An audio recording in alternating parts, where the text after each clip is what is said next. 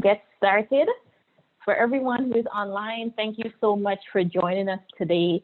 My name is Kamala Wilson, and I'm so happy to be able to moderate this panel. I am an investment associate at OCV Partners, and we are so excited about the feedback that we've received so far on the positive feedback about our efforts to engage this community.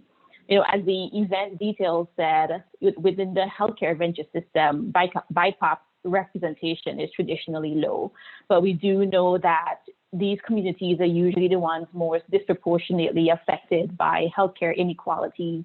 And so it's so important to raise the awareness of the presence and contributions of investors and founders in this space, and also try to increase engagement in this space. And that's why we are having this panel today. So on that note, if you are interested in connecting with other investors who are in this ecosystem, feel free to fill out that survey. We will share the link in the chat box. It's just a way for us to collect your information so that we can have future engagement with you. And then also a reminder that this is only part one of a two-part event series. In the second part, we will be chatting with some amazing female founders who are building innovative products across digital health, life sciences tools. That event will be held on June 22nd, and the details will be shared via the regular social media platforms. So for this event, we are so lucky to have three very savvy and seasoned investors sharing their experience about investing in this space. And hopefully there's something tangible that you can take away from this conversation today. But before I jump into this, I just wanted to set the context of the framework that we'll be using to guide this discussion. When we think about investing in healthcare companies, there are three buckets that we can use to evaluate companies. As investors, we think about the product or service that's being developed and how valuable it is in solving a particular pain point. We think about the ability of the company to actually sell that product and the ease of doing that. And then we think about what it actually takes to continue to create long-term value so that in the future, the investor can reap a great reward. And this framework can actually be applied across any company that you're investing in. What we want to focus on today is that for healthcare, there is a unique ecosystem of stakeholders whose perspectives also need to be considered when we assess investing in this space.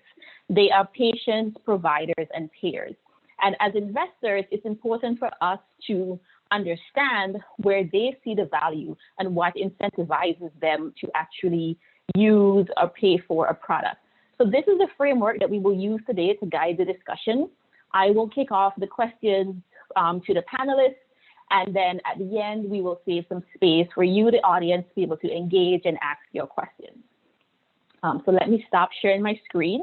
And without further ado, I would love to have each of the panelists briefly introduce yourselves, tell us how you got started in healthcare investing, and if there's a particular subsector that you focus on.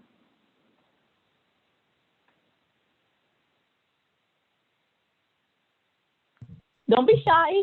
Go ahead, Kwame. I'm Kwame Ulmer. I'm delighted to be participating in this event. I'm a venture partner of Wavemaker 360 Health. We're a healthcare-focused fund.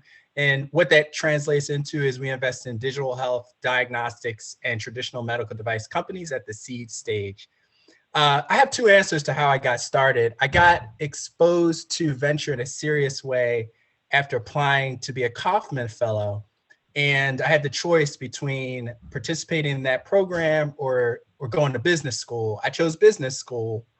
Fast forward, maybe 5 years later, I had joined an angel investing group and looked at a couple medical device deals with an emerging fund, which was Wavemaker. And I had a complementary skill set, and they were raising their first fund. So I was able to participate by helping the company raise the first fund and diligence and support medtech deals. And that's what I continue to do today, lead investments in medtech and diagnostic companies at the seed stage. And that's me. Great. Thank you. I'll go next. I'll save the best for last in Chidozie. But I'm a VP at OCB, and I'm both investing in healthcare and across modalities, so therapeutics, med tech, digital health. And really how I got started, I label myself as a recovering PhD. So I'm still a scientist at heart, and always loved that. But while I was doing my degree in biology at Cornell, I minored in business and just really fell in love with that, and really wanted to combine both passions because there's an interesting question and framework in business just like there is in science. So I sought to kind of enhance my expertise in the science, and I did my PhD at WVU in pharmacology, learned all the skills you would need for kind of the industry standards for analytics, so anything for drug R&D, did all that stuff, but was still kind of far away from the patient and kind of a near-term impact. And I didn't really kind of get that exposure and experience until I did my postdoc at Columbia University, where I was working in a translational medicine lab. And there I was doing all my research with the thought process of there's a patient in real time. I was focused on genetic neurological disorders and rare diseases where you have an N of 1 type patients that have no treatment options. And you knew that you had a patient that was actually sitting in the hospital next door to you, and you were trying to do your research with new models, whether it be stem cells or new mouse models, to find a drug that you could repurpose and help someone in real time with a personalized approach. And that really kind of highlighted the need to me to expand access to kind of precision medicine enabling technologies and how that could really have a great impact on people. And I was able to get connected to the team here at OCB as their first PhD hire. And I really brought that kind of mindset that I got from that postdoc experience into kind of the investments I do now, where I really look for technologies that are leveraging all the new developments, whether it be disruptive ML/AI or whether it be the new gene editing that can really take a personalized or targeted approach to improve patient outcomes. And just really fortunate to be an investor now in healthcare, because healthcare is really in a golden age, so it's an exciting time. And every day I get to talk to thought leaders and KOLs who just have the best new ideas. So it's definitely an exciting thing to look at healthcare and see it as a new opportunity. Great. Thank you, Chris. Chidozie? Chidozie Ugwumba, happy to be here. I lead direct investments on behalf of a large U.S. family office. Different members of my team focus on different sectors and asset classes. I specifically have been leading a program over the last 3 years that has been investing behind the thesis that humanity is in the early stages of biology becoming engineerable. And so what that means is that we invest almost exclusively in therapeutics with a particular focus on emerging therapeutic modalities like cell therapy, gene editing, RNA, the microbiome. We are focused on serious and life-threatening diseases, and across those modalities have invested in oncology, cardiology, gastrointestinal, infectious disease, central nervous system, et cetera. We're a multi-stage investor, and so spend about 50% of our time in Series B and C, a quarter of our time in seed and Series A, a quarter of our time in crossover and public space, investing out of an evergreen commitment. We lead transactions about 30% of the time, and the remaining deals, we're happy to be a member of the syndicate. In addition to looking for companies working in emerging therapeutic modalities, we're also looking for companies that are at the same time, interrogating biology through what we call high resolution methods. So high throughput screening, use greater in silico and computational resources, next generation sequencing, et cetera. And then that's what we call sort of the front end technologies that we think enable differentiation. And then on the back end, we're looking for companies that have control of their manufacturing process, whether owned or outsourced, because we don't believe the system is going to, and this is to Camela's point about the framework, and which we'll get into later. I'm not necessarily sanguine that the system is going to continue paying $250,000 to several $1 million for these emerging therapeutics. And we think control of cost of goods sold both has a positive effect in expanding TAM, and that it allows you to drive the use of these emerging modalities into broader disease categories than simply rare and orphan. But also, when price controls come, and our base case is always that they will come, we think having control of your cost of goods sold allows you to absorb that eventuality better. than other companies. So yeah, I got started in healthcare. I started my career in the early 2000s at a subsidiary of Lehman Brothers, covering technology in the public markets. Over time, I've migrated to private markets, and then sort of a broader look at focus on healthcare across services and some of the other subsectors, to most recently being focused on biotherapeutics. Awesome. As you can see, we have a very experienced group of panelists across a very wide range of sectors. So this question would typically be saved then, but I want to jump in and get this out of the way, address it now. To the panelists, why do you think that BIPOC representation in the healthcare, specifically healthcare register system, has traditionally been low? And why is it important to have more representation in this space? I'm happy to jump in. So I'm a finance person, really, sort of by training and temperament. I have not made my entire career in healthcare. And so I'll just start by saying that the finance aspect of it is not actually that strange. From an investor perspective, folks of color are underrepresented across finance, and it really starts at what you consider the training grounds, right, for buy-side jobs, and that's investment banking. We don't tend to go, and when we go, we tend not to persist.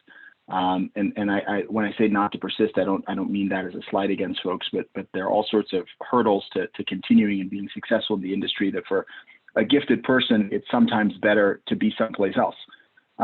I think the thing, though, that is particularly interesting about healthcare sort of separately is both that it's interesting to note the vectors through which folks with an industry background tend to get involved, and how familiarity and availability bias tends to militate against folks of color being thought of, right, when somebody who's at a VC firm is looking for a scientific advisor on a deal or is looking for somebody to serve on a board. People do what people do, and that is engage with the people who are close to them, right? And I think it's true of the general segregation in the United States in terms of how people live and work and what their social circles are, that when it comes time for the top VCs to go to who they're going to go to, right, they're going to go to the professors who they know, they're going to go to the people who are recommended by their friends. And there are not enough of us at a critical mass that are making those decisions. And I think, though, that the other reason which it's significantly different from finance writ large is that we're actually literally talking about life and death here, right? Like, this is not, no slight against folks who invest in, say, for example, social media, but this is whether you are able to provide a drug or service or device that keeps a person from dying. And when you look at the changes in the demographics of the United States, the patient populations which the system is going to increasingly address are increasingly populations of color. And it's interesting that, a lot of spending goes towards the things that people think are important, and the things that people think are important are the things that tend to happen to them. And so when you look at, sort of chronic diseases that disproportionately affect people of color, say, for example, diabetes or hypertension or those sorts of things, if you think about, what's the relative allocation of society's resources towards addressing those diseases, it comes out really in a way that is driven by the attentions and interests and intentions of those who are in power. Let's make no mistake, this is about power. This is about power to direct dollars towards things that you care about. And there are going to be more people of color. And so there are going to be more people who can be affected by a system that is actually driving towards important outcomes versus one that isn't. So I think that's sort of the biggest issue. For my side, we can do what we can do, and our view of addressing that is that we are hiring, right? And so for those who are on this call who have particular backgrounds in the hard sciences and data analysis, get at me on LinkedIn. We are hiring, and that's step one, right? Is to get more people into the mix, into the conversation, in places where they are making decisions about where to direct dollars. The other part of it is that I think, sort of, we need to organize with respect to professional organizations, right? Scientists of color, et cetera. And we as the investment community need to do a better job about reaching out to those folks and saying, If I'm looking for an expert on a particular disease, let me make sure that my set of folks who I'm choosing from is leavened with a set of folks who are diverse and who have a different set of backgrounds and experiences to contribute to that conversation. Absolutely. And that's why events like this are important, because it's, as you said, people tend to think about those who are in their immediate circle, and the more diverse and underrepresented investors we have in that mix, who can then open doors for others. And not just because they're diverse and underrepresented, because they are qualified and they just need a chance, then that's going to be very important. So now, to jump right into the meat of the investing considerations for today, I would love for each of you to take one of these stakeholders, either patients, providers, or payers, and tell the audience from your perspective, generally speaking, when they think about the value that a new product or service provides to them, what are some of the key considerations that are important to those stakeholders? And then please feel free to add any additional considerations from the point of view of the investor. And at this point in time, we're not looking at the commercialization yet or the creating long-term value, just more focused on building and creating that product in the first place. Yeah, first, I just want to give a shout out to Chidozie. If you are looking for a job, Chidozie does really cool stuff as far as the things he looks at. So you definitely hit him up. I'm gonna co-sign on that 100. But going back to, I'll take the patient aspect of it on thinking about a product, and it's kind of non-intuitive in some aspects and ways. So the first things I think when I'm looking at what a patient might think for a product when it comes to healthcare is, of course, safety and efficacy is going to be the first thing a patient's going to think about. It has to work for them. It has to, treat whatever disorder they have in an effective way, and just generally be regarded as something that they're not concerned about the impacts to the extent possible, is minimizing side effects and all of that. So quality of life, of course, is going to be a huge consideration for the patient, and me as an investor looking at a company that has to be, spotless as far as what their other alternatives are. It has to either improve upon or match as far as quality of life, and then hopefully be more efficacious. But I think the other interesting dynamic for patients is, they're not always thinking about their best interests in the decisions that they make, and you can't necessarily, you kind of have to think around them. So adherence is always a big issue with patients.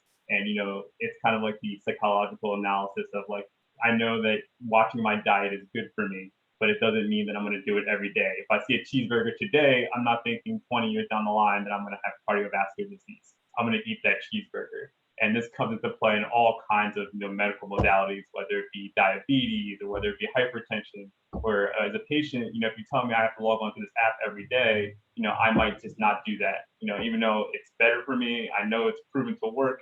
The adherence issue is something that you have to kind of game around the patient, either by gamifying it, making them hear, removing all the friction points. Everything I think in healthcare is kind of geared around removing friction points to make access and use as easy as possible. So that's kind of how I think about the patient landscape. Great. Thank you, Chris. Anybody want to take the provider? I do. So to add to what Chris said, the provider is looking at compelling outcomes data. And if they're in a value-based care model, they may also be economically incentivized to reduce cost drivers like rehospitalization rates.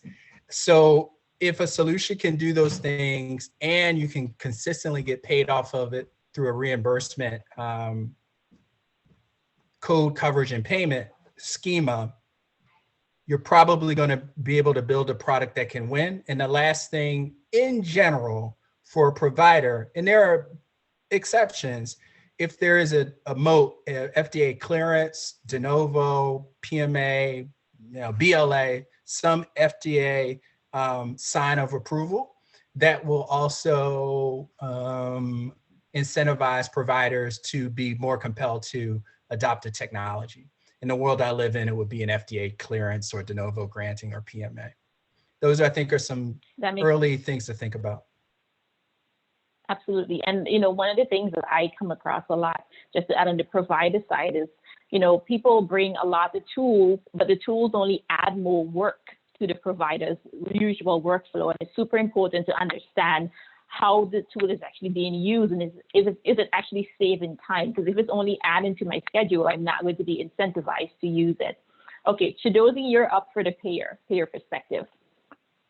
Sure. I think in many ways, the payer perspective is actually some of the simplest, because I think that the heterogeneity among providers and among patients, sort of drives a lot of different considerations. I think for the payer, it's really about margin, right? It's about medical loss ratio, right? It's about expenditure relative to sort of some outcome. So all of the things in terms of whether something is approved or whether something provides sort of significant outcome benefits. But I think when the payers really start looking at this, is that on an all-in basis, does it actually save me money, or is it economical for me to provide this as a benefit? Because I've got some latitude in terms of what I'm going to reimburse, what I'm not going to reimburse, the rates at which I'm going to reimburse it. And I think there's this it's important to talk about how the United States, from a payer perspective, is really an anomaly among developed countries, but also in some ways actually not, right? So in the U.S., you have private healthcare, but very often, what private healthcare is kind of floor, or depending on the situation, what their payment kind of anchor is it's relative to CMS, right? It's relative to Medicare and Medicaid. And so it's easy to sort of forget that there is, in fact, a government payer decision that then begins to serve as a benchmark for private payers, sort of pretty broadly. So we really have this kind of hybrid system, which, in some ways is similar to other parts of the world, but in other ways is different. So, I think it's important to really understand the medical economics, right? In the case that you're making in terms of what does this save, what does this save the payer in terms of pay? That's true. Thank you so much. So one of the things that I hear a lot from investors who aren't as familiar with the healthcare space is that they don't want to take on the risk around the regulatory hurdles. And so, that's something that's very relevant for this space.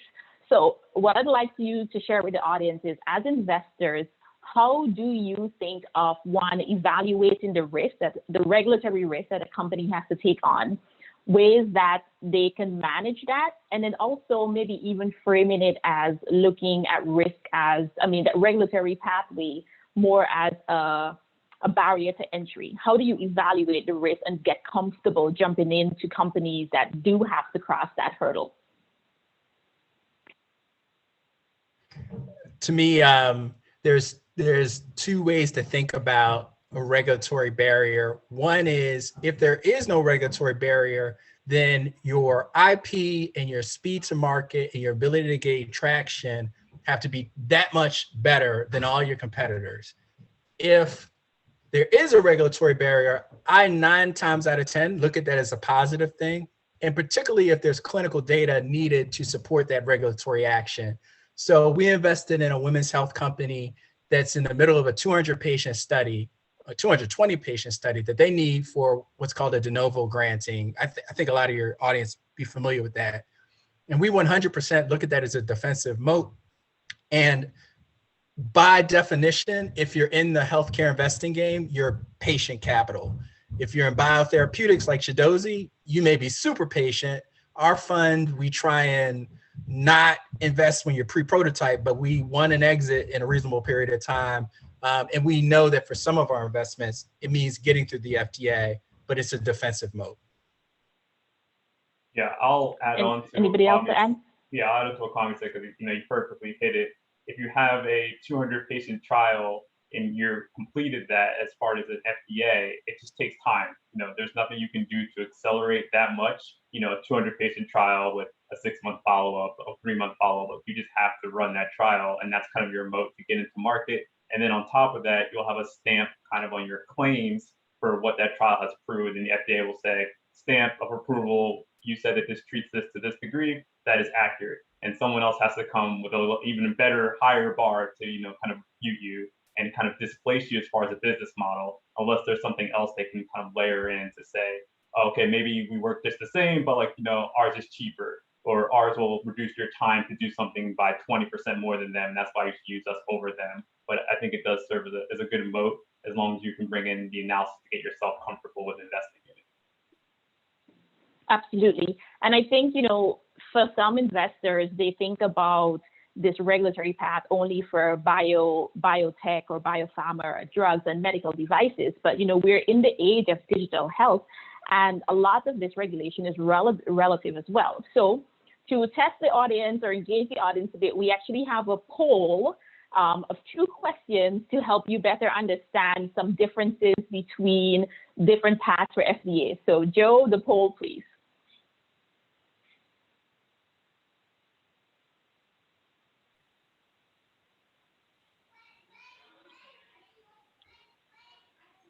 I'll give you a few more minutes for us to get some more responses here.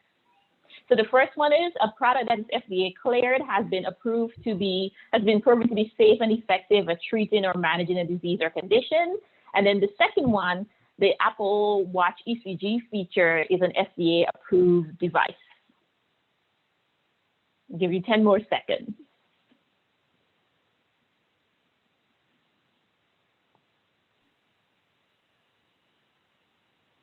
Okay, so for the poll results, a product with FDA clearance has not been proven to be safe and effective for managing or treating a certain condition. A product that is FDA cleared is proven to be substantially similar to another similar product. That's the difference there. The Apple Watch is actually an FDA cleared device. You cannot use the Apple Watch to, like, say, diagnose AFib or treat AFib or chronic heart disease. And, it's very important as investors that we understand the differences, because sometimes these things matter, sometimes they do not. And you have to be able to understand the risk that you're taking on, knowing that the risk is not necessarily all bad, but at least understanding it so you know where the company needs to go. Okay, great. So in the interest of time, we'll keep moving because I want to get to audience questions. Go ahead, Chidozie. Yeah. I just wanted to add just one thing on this regulatory piece. I think very often people associate think about the regulatory risk on a project basis, i.e., will drug A or device A be approved or not? It's really important, if you're an investor, to also think about it on a portfolio basis. And there are really at least two ways in which this comes into play. The first is, how do you price your transactions? And I'll say that we run models on everything that we do, not because the model is right, the model will be wrong, but because it helps us clarify what we need to believe in order to invest at this valuation. Right? Here's what we need to believe your peak sales will be, et cetera. We believe that if you are systematically reasonable in your pricing of probability of success, on a portfolio basis, you can achieve reasonable outcomes. And that's really important, that how you might look at something on a project basis, different from how you look at it on a portfolio basis. The other thing is, it's important to understand your concentrations from a disease area perspective, from a sort of subsector perspective, because you can sometimes have these turns in how the FDA looks at things across an entire indication, right? Like you can have read-throughs on if the FDA is looking at, ALS in a certain way because, a drug that was already approved, sort of had this sort of outcome. That can affect an entire portfolio if you are overweight to that area. So I think that's an important way to consider regulation as well, is what's your systematic portfolio pricing and what are your concentrations from a subsector perspective? Absolutely. Spreading the risk across multiple programs, for sure. Great. So now we'd like to switch to commercialization and the ability to actually sell these products, which we know isn't always easy. I hear companies talk all the time about, there's CPT codes that already exist, so we'll just be able to sell it quickly. From the investor perspective, what are some of the things that you try to understand to gauge the ability of a company to actually being able to sell into this ecosystem, knowing that a lot of times it's resistant to change, it's resistant to adopting technology? What are the commercialization considerations? I think a lot of it is very similar to kind of, some of the mind frames that you said at the beginning to like regular software and tech investing. You have an adoption curve where you have early adopters, mid adopter, and late stage adopters. And I think the biggest difference for healthcare are, outlined to those kind of three players, and that there's kind of differences in the scale and, kind of the x-axis on how long it takes for each of those adopters to kind of onboard it. So I look for, how long, their early adopters, who's that audience, and, what are their needs to kind of start using a technology. For payers, I'm sure we're going to get into the sales cycle, they're going to need hard metrics. Chidozie said they want numbers, numericals. How is my ROI going to be impacted by reimbursing this now? And they're going to have that even for the earlier adopters. They're still going to want to see that. For patients, probably a lower barrier. They just want to see something that's cheap and efficacious, and there will be probably a segment that will onboard. And then doctors are going to want data. They're kind of in between both, where it's like, give me some clinical studies, but I'm going to make my opinion because I'm savvy enough to understand, probably ahead of a longer payer. It's not just ROI and dollars for me, but I just want to see patient outcomes and clinical results. Great. Kwame or Chidozie, go ahead. Yeah, I'll talk about kind of the old school way to think about it and then the new school way. So the old school way is, because I invested the seed stage, I'm looking at things like, who is that CEO's key hire? Is he hiring someone who's going to be a chief commercialization officer but hasn't sold in maybe a decade? Or is he hiring at the right level the person who has fire in the belly to make that first million in enterprise sales? Two different types of people, right? And it's a nuance. And then is he rolling out people on commission versus a full up sales force? Does that make sense for the product he's selling? And these are classic go-to-market commercialization issues for the classic medical device that doesn't speak to the newer type of product that may have a digital AI analytic component to it. Maybe there's a recurring revenue element to it. And then that can, to some extent, offset or help accelerate sales if you have those elements. So we're seeing companies that are not just traditional hardware and software. There's analytics and recurring revenue, which all together is a much faster way to scale because you have more streams of revenue. So I'll leave it at that. Those are some things that we think about when we're diligencing companies on the sales part. Great. We have another poll for the audience about selling into this market. Can we please have the poll? Why do I not get to? Why can't I respond to these polls? I super wanted. Sorry. I super want to be able to click on this. I was waiting to see if you were going to, jump in there, but you didn't see anything, so I went ahead. Let's see. Hey, hang on. I think we need to relaunch the. Okay, there we go. I think the poll. We'll give you a chance after the next question. Okay, here we go. Here we go. What is the average sales cycle length for selling products to payers or providers? Average sales cycle length, very important consideration when you are trying to sell your product. Can everybody see it? There it is. Okay, sorry, go ahead. Average sales cycle length for selling products to payers or providers. I'll give you 10 more seconds to reply.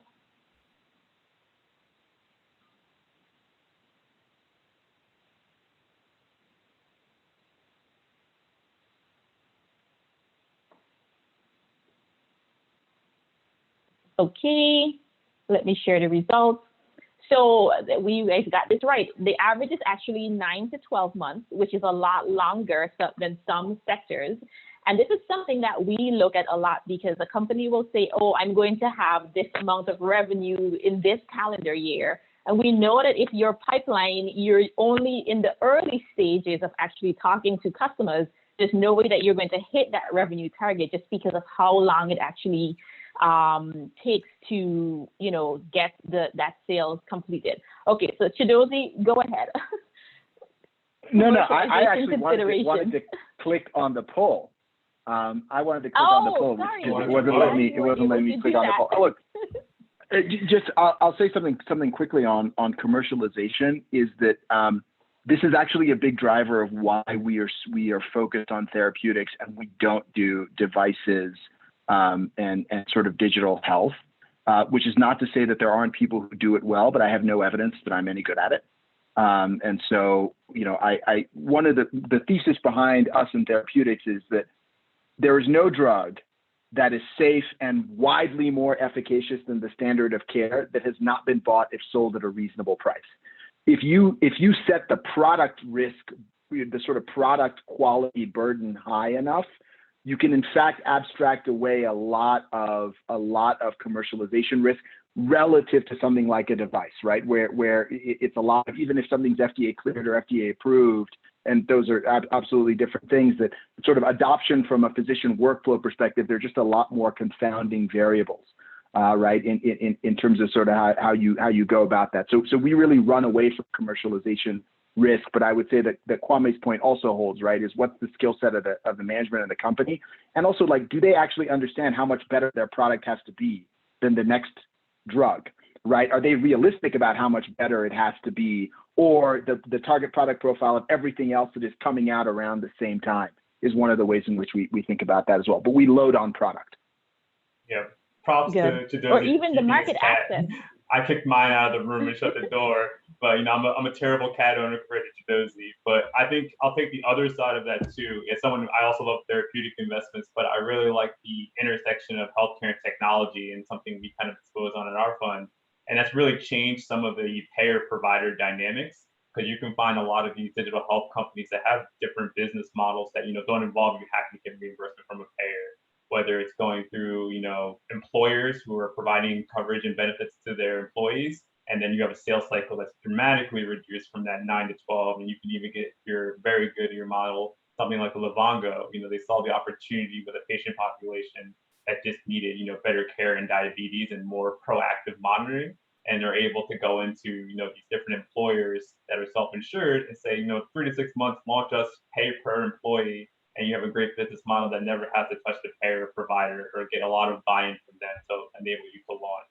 So I think there's a lot of opportunities for broader investor base to start looking at these digital health and med tech companies that you can, you know, use some more innovative business models to get around some of these issues that have traditionally kind of made healthcare a little bit more scary for, you know, non-healthcare investors. Yeah, and you know, to add to that point, I think companies are also getting smarter about identifying the right stakeholder for that sale. So not necessarily the doctor who is going to be using the product in the clinical setting, but maybe you need to go to the procurement officer or the CFO and really sell the value to them, and then have that adoption trickle down, not just to that doctor, but to everyone else. Then you gain those customers a lot faster. So the last question that I'll ask before we open it up to the audience is, you know, investors always say, we invest in people, not companies. The team, the management, that's important. When you look at healthcare companies, how do you evaluate the management in terms of skill set? Are you typically looking for someone who has like a clinical or medical background related to the product, or more of our operations, business operations background? And in cases, and share any examples of cases where it matters to have one or the other. So I would like to talk about a non-traditional CEO and then a traditional CEO. And both of them happen to be African-American, and I know fairly well. So I'll talk about the traditional diagnostic company CEO. MD, PhD, his name is Patrick Hines, out of Hampton University, studied sickle cell disease and diagnosis of sickle cell disease in his graduate school research, professionally, and after X number of years, retired as a clinician and launched a diagnostic company in sickle cell. So he has the intellectual capacity, domain expertise, knows the IP. That is a classic profile of a medtech diagnostic company CEO. It's the traditional profile. And you team up with a commercialization person and you're off to the races. Another profile is a colleague of mine, Brandon Zimmerman, PhD physicist who studied optics, but had no exposure per se to healthcare, medtech, but he's developing a diagnostic tool so that you can at home get your prescription tested. So he's applying his academic background to the healthcare field, but he's not a traditional healthcare person. Either one of those can work. He's in either one of those cases, you surround yourselves to fill the gaps where you don't have expertise. And those are two profiles that I see a lot in my in my journey. Chidozie or Chris, anything to add? Yeah, I like to see thought leaders go ahead, as Chris. far as, the people who are the leadership, especially if it's a scientifically backed, company. You want someone that is really someone that people go to for answers in the space. So that's kind of, the main thing. Like if you're gonna, start up a company on an idea, be someone that really knows that idea, not just someone that's like kind of just happened into it or, just walked into it for a day. But if you don't, if you're a savvy business person, you identify an opportunity, maybe you've licensed out some technology from university, make sure you bring around the expertise around you through advisors, through, other positions, whether it be CBO, CTO, CSO, what have you, that, when someone comes to invest in you, that's the first question you're going to look at, like, who on your team knows this and why are you the team that specifically should be the one solving this problem? Like identifying a problem is part one, but, investor wants confidence that you're the specific team that should address the problem and not somebody else. Great. Anything to add, Chidozie? Yeah, so I'll just introduce a couple of axioms that we use in looking at management. We don't invest in perfect companies run by perfect people. If you think the company or the person is perfect, it's because you haven't asked enough questions. The second thing I'll say is risk management isn't about avoiding risk. It's about deciding what risks you want to take. And so when you're looking, if you sort of put those two things together, the importance to us is not that management is perfect. It is the precision with which we can identify management strengths and weaknesses and the degree to which those weaknesses are remediable. Right. And so, and then the last thing I'll sort of say on this is that as multi-stage investors, it is important to be realistic about the idea that over a decade of developing a drug, the right management day one is not necessarily the right management year 10. In fact, that is rare, right? And so how all of these things tie together is that we have very frank conversations with management teams about what we think they're good at and what we think we think they need to be shoring up.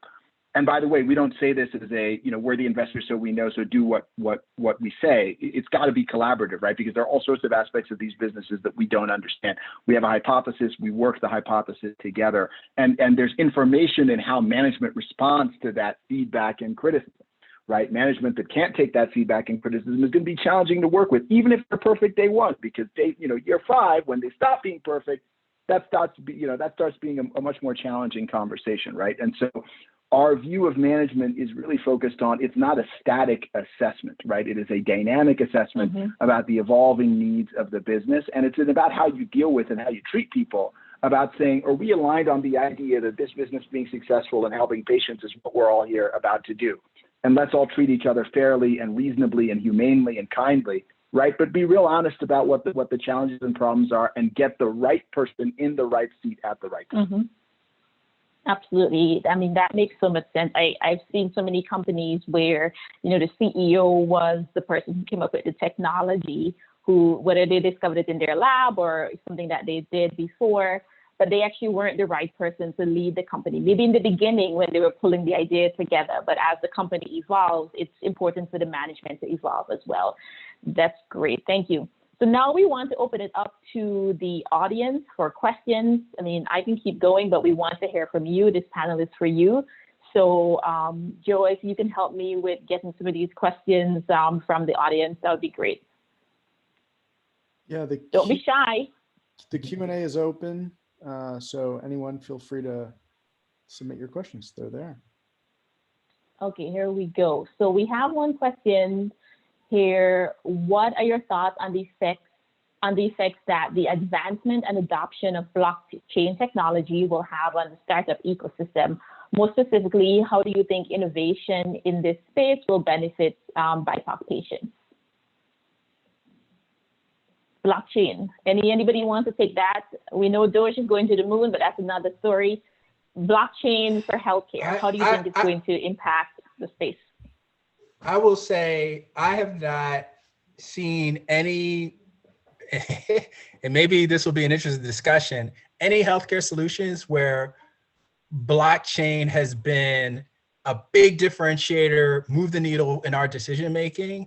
I understand it conceptually. I'm not a blockchain hater, but fundamentally it's business model, go-to-market strategy, team, talent. Blockchain is an environment, it's a schema, but I haven't seen it been a real big differentiator in the healthcare solutions I've come across. Yeah, I think Anybody else want to take that one? conceptually, I could if I took an edge case and be like, okay, there's been a lot of mistrust in underrepresented populations with healthcare because of, the historical, abuse of some of those privileges. And, there are companies like Nebula Genomics, up in the Bay Area where it's like, we can use blockchain to give users access to their data, but, having that kind of decrypted, and de-identified transfer to get paid for your data and have control, then maybe you could, extend that to BIPOC populations and, kind of restore some of the trust and empower them more. But I agree with Kwame. As of now, I haven't seen anyone really fully unlock anything like that. So, I'll wait by the sidelines of blockchain. Okay, great. Next question that both Eli and Jason asked similar. What was your biggest mistake, or was the biggest thing that you learned from making a miss in an investment? What did you learn from the experience of not quite hitting the target correctly, either something in the investment process or an investment that you passed on? What did you learn about that experience? I think I have a good one for this. but yeah, sorry to cut you off, Kwame. Actually, just speaking on what Chidozie was talking about, as far as risk analysis, I think something I've learned over time is, if you build conviction on your identification of risk, then there should be a risk-adjusted price that you should be willing to pay. And as from a later stage VC shop, it's easier sometimes to be like, I'll just wait till it becomes more obvious that it's a great investment. And you'll notice, especially in today's hot market, you'll miss some opportunities that you had strong conviction on everything but the stage. And maybe the risk adjustment really wasn't bad at that stage if you really thought about it that way. And if you're still getting your returns on a risk adjusted basis, and you have conviction in the team, the idea, the science, trust yourself. It's venture at the end of the day. You got to put a bet and gamble somewhere. But as long as you're following kind of risk adjusted guidelines, you'll probably end up hopefully doing well if you are doing the right analysis. Anybody else wants to answer? I would real quick. Early on, I underappreciated how a marquee investor with a hot brand name can accelerate the whole diligence process and push everyone to rush a decision. And I just thought, well, wow, this is like high school. Like the football quarterback influences everyone to move fast, right? The handsome, tall football quarterback. It's really the business we're in has a subjective element to it. And I think we're all like scientists by training. I didn't really get that's part of the game. You either play that game and keep up with I'm not going to name any funds, or you say, no, I'm gonna stick to my process. If I miss it, I miss it. But this is how we run our diligence process. It's how the public market works now too. The hype cycle has gone to the public market. Hype cycle. Yep. Hype cycle, yes. Yeah. It's important to have your own conviction and not just chase the fads, for sure. Michael Penn asked to the panelists, what is your perspective on the size of the pipeline of BIPOC founders in healthcare? The size of the pipeline. So is it large enough? Is there, is it high enough quality and quantity? Yeah. So I don't really like the cult of the entrepreneur. I think that there is, and I actually think the cult of the entrepreneur kind of is part of why we're sort of in the situation that we're in the sense that the vast majority of businesses that are started and that are successful never get venture capital founding.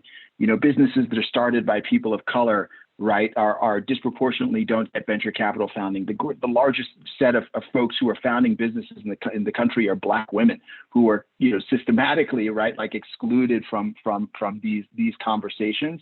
And so I think that the hyper-emphasis on somebody being the founder and this hagiography of founders is actually sort of detrimental. What I do think is really important is that being early in these companies and that being in management in terms of how it drives stock options and how it drives wealth creation and how it drives subsequent opportunities to be a founder is super important, right? And so I'm less focused on whether people of color are the founder. I am more focused on whether people of color are in the management teams, are receiving options, are being economically incentivized, are able to generate wealth from the upside in the companies, right? And this sort of goes back to my earlier point about how the fact that we're not in the conversation, you know, sort of in healthcare is about not being, forget being in the room. We're not even in the lobby, right? Like when people talk about the founder, it's about whether you're in the room. And yes, that's important, but we're not even in the lobby. And being part of the management team, right, is part of being in the lobby such that then other VCs pick you up for your next company, et cetera. So I think we need to broaden the aperture, right, in terms of what people are trying to achieve. And look, if you're early in your career, go do that startup. You don't have any kids. You don't have a ton of responsibilities. You have your education and opportunity to learn. Take more risk, right? Take more risk to potentially be in that lobby, because it's being in that lobby that then gets you into the room. And that's why there aren't enough of us in finance, right? Because investment banking is the lobby to being in venture capital. You got to be in the lobby before you can be in the room. Great. And Awesome. Anything else to add? I'll follow up on Chidozie's point too and say, you know, there's been definitely a call to action to, you know, in DC, like, oh, we need to increase diversity amongst our funds. We're not seeing enough. You know, it's horrible across everyone that's underrepresented in DC. But I think it's important not just to say, oh, we're going to have these people join our groups, but that also that you're going to promote them and make them decision makers in your fund. Because what happens is when you have decision makers that are diverse and you know, funding and looking at opportunities from their ecosystems and their networks that are also diverse. And the problem right now is when you have all your decision makers being the same, it's a perpetual cycle of just getting the same kinds of people in, the same white male from the SF that's from an Ivy tier and Ivy League education, and you don't get diverse and underrepresented founders funded. So you have to really not just invest in them, but you have to have internally people you promote to decision-making levels, and you'll see hiring and the kinds of investments that you make also change and follow suit. And it's got to happen a little bit quicker because, you know, we've seen incremental changes now as far as trying to improve the diversity at the fund level. And, you know, that incremental change means like now we're at like 90% of VCs are white males or something like that. And that's like, you know, an improvement over 3 years ago, which is not great.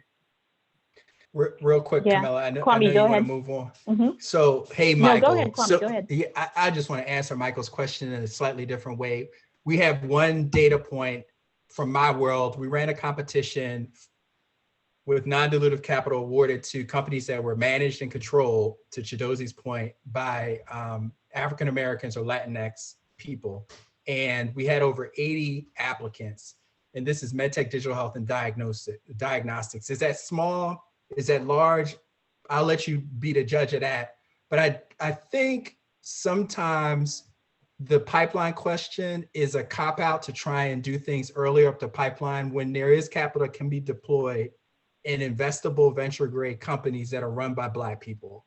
And my data point of one suggests that there is a population that can be funded when there are people who in positions of decision, making positions to deploy that capital. So I forget the Simpsons episode, but there's a Simpsons episode where in response to a problem, they say, we've tried nothing and we're all out of ideas.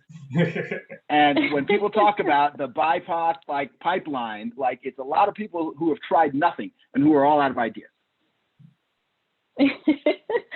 Well, you know, on that point, one of the things that like I have noticed is that as healthcare products and services change, the skill set of investors and people involved in the community is also changing. It's not so much more like academic MD, like PhD or, you know, technical skill set, but with bringing products from other sectors into the healthcare space, I think that, you know, more digital health, that's opened the door for people of a more non-traditional background who haven't, you know, been in healthcare before to actually get a way in because they were doing products at a consumer health company, and now that skill set is applicable.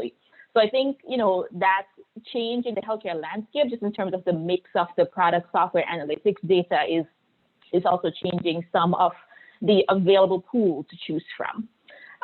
One other question is, in terms of when you're assessing, I guess, the value of products, do you at all involve end users, patients, consumers in your decision-making process? And I'm guessing this is in more than just, considering them, just considering their perspective. But one thing I'll add to this, to just expand this question, is for someone who doesn't have a technical background, a clinical or scientific background, and they're evaluating a healthcare technology, what are some of the ways that they can fill in the gaps on being able to assess things do a technical diligence on a product, and maybe even involve stakeholders as part of that decision-making process?